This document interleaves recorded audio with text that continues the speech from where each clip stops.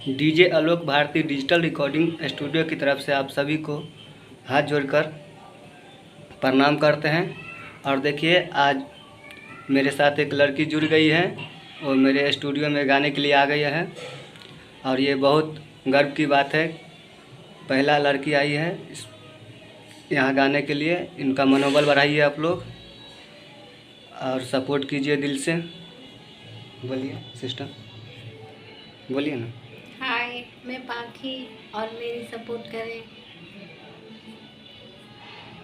बोल दीजिए भैया आप लोग। Hi aunty. हाय, मैं पाखी की मम्मी, मेरी बेटी की सपोर्ट करीजिए। जी, तो बताइए आपका कौन कौन सपोर्ट कर रहा है यहाँ? मेरी घर से? मम्मी है, मेरे पापा हैं और भी मेरी फैमिली में मामा हैं। मामा जी हैं मेरे। आप पहली बार गा रहे हैं इस जी, सॉन्ग? कहीं नहीं ना गाए इससे पहले? नहीं गाया था, मैंने अपने कॉलेज में गाया था। इस कंपनी में गाया था। कौन सा कंपनी था? D175। B175 कंपनी का नाम? सोनू एग्जाम।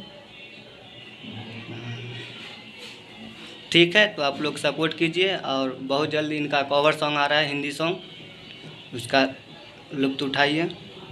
धन्यवाद।